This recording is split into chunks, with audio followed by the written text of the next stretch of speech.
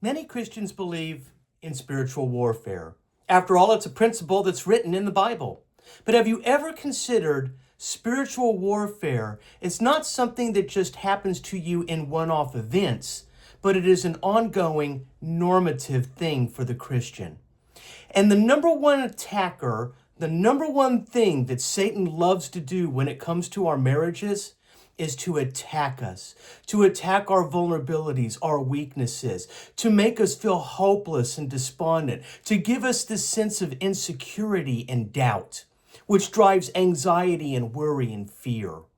So many today don't bother to recognize or to understand or to even properly teach spiritual warfare. And I want to share some brief short thoughts with you today about spiritual war as it pertains to your marriage and why your marriage is continually experiencing these things. First and foremost, in Ephesians 5, the Apostle Paul lays out for us the roles of what a husband and a wife is.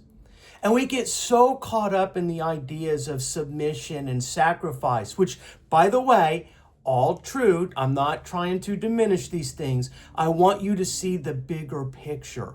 Because in Ephesians 5:32, the Apostle Paul will say that he speaks of marriage as a mystery. And what is the mystery? The mystery is Christ and the church. See, your marriage is a little church.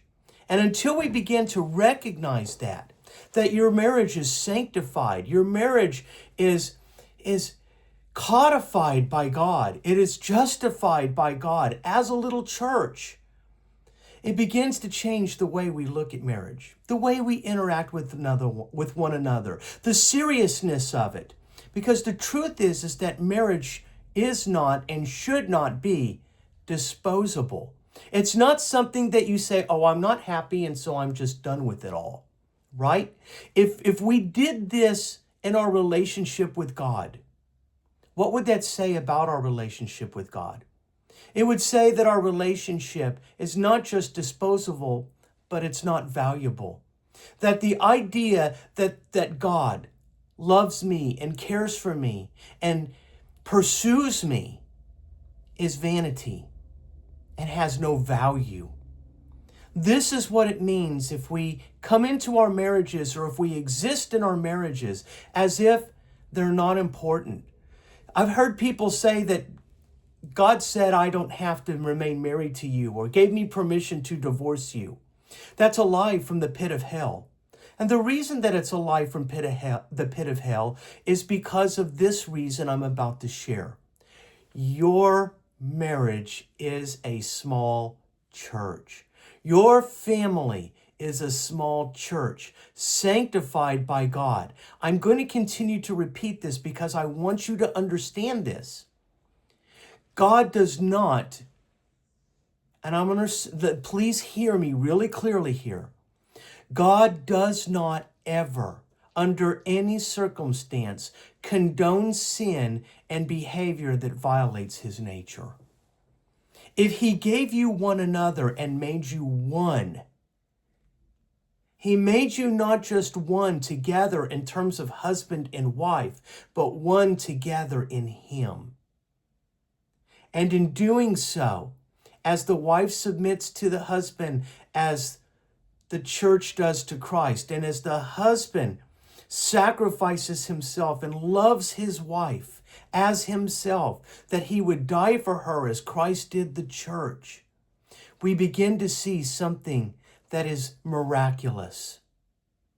So before you go thinking that there's no hope in your marriage, before you go thinking that it's too far gone, before you go believing the lie that God said you could do something that you know he didn't tell you he could do, I pray that you would challenge your heart to think as Christ thinks, to be as Christ would be, to walk in the fruits of the Spirit. I hear so many people, you remember that saying back in the 80s and 90s, the WWJD, what would Jesus do? What Jesus would do is live the fruits of the Spirit in obedience to his Father. The fruits of the Spirit are Jesus. It is who he is. Love, joy, peace, patience, kindness, faithfulness, goodness, self-control, these kinds of things, these are Jesus. Put him on. When you honor God, you honor your spouse.